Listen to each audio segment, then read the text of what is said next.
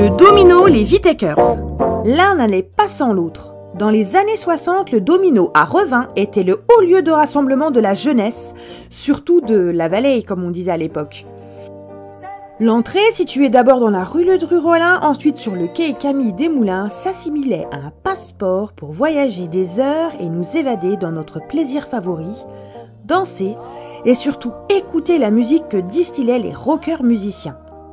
Au départ, on appelait cette salle Caca, sans doute en raison des noms des gérants, des Portugais répondant au nom de Carvalho. En 1955, elle fut rachetée par l'orchestre Aubert qui le renomma Domino, qui la fit tourner avant de connaître 4 ans plus tard la faillite. En 1959, Palon la racheta. Palon, sous-entendu Papa Léon François.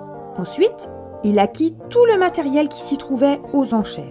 Il fit aussitôt fructifier son bien en répondant aux besoins des associations en mal de salle pour leurs festivités, et ça tournait sur la piste au son des orchestres. Et ça tournait aussi dans le tiroir-quai jusqu'à ce que Palon juge que ça représentait beaucoup de travail pour un très petit bénéfice. Quelques bouteilles de champagne non servies par les serveurs laissaient alors un trou néfaste dans la caisse. Il arrêta net et prêta la salle au club de judo de Monsieur Varlotto durant 1 an.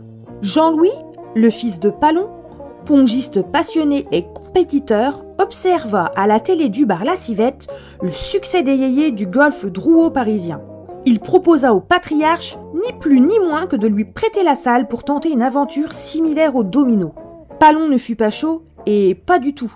Tu vas t'embêter pour finalement te casser la figure, ça vaut pas le coup. Jean-Louis ne dit rien mais surveilla les jeunes qui répétaient leur musique. Le jeune groupe trouva en Marcel Moya un chanteur avec une forte personnalité. Le bassiste n'était autre qu'un autre fils François, Henri. Ah la vache, comme il était beau du haut de ses Santiago quand il chantait Gloria. Le batteur se nommait Joël François et curieusement n'avait aucun lien de parenté avec les autres. Henri Bonnet s'activait avec un talent fou sur la guitare solo. Christian Mazera tira les meilleurs accords à l'accompagnement. Et un beau jour, Jean-Louis obtint que le groupe se produise sur la scène de la petite salle de Madame Ferrer à Revin. Papa Léon s'inquiéta. « Les gamins, est-ce que ça a marché ?»« Oh !» répondit Jean-Louis, « ils ont même eu des rappels. » Alors Palon n'hésita plus et à 18 ans, Jean-Louis reçut l'autorisation d'utiliser la salle du domino. Fin 1962 eut lieu la première entrée gratuite. La réouverture du domino commença par une exhibition des 3 orchestres revinois et ce fut un succès phénoménal. D'abord s'organisèrent des concours de rock où les musiciens ne dédaignaient pas à venir s'y affronter. Début 63, les entrées à 1 franc permettaient d'acheter de meilleurs amplis pour le groupe de la maison. Les fans arrivaient par dizaines qui se transformaient en centaines dans la salle archi-comble. Madame François tenait la caisse. Le tarif augmentait avec le succès. Hey, business is business. Michel et Joël tenaient le bar et bien plus tard, Daniel fera office de videur.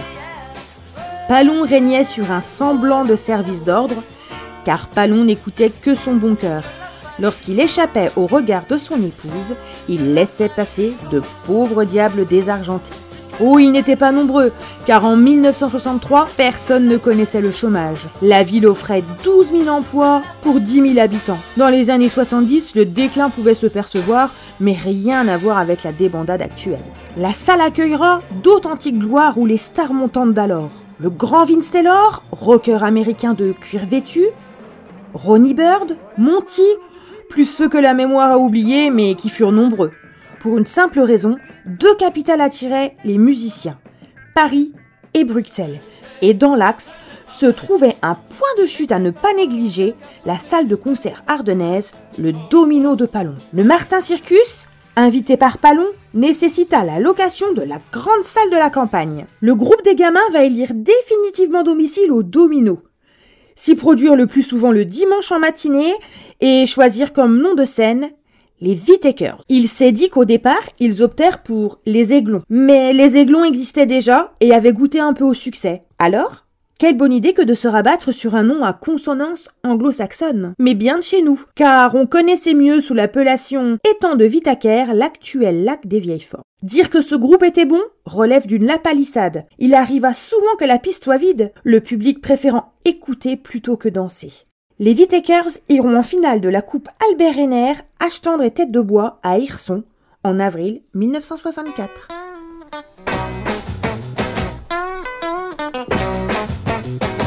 Hello Joséphine, comment vas-tu? Te rappelles-tu de moi? Comme je me souviens de toi.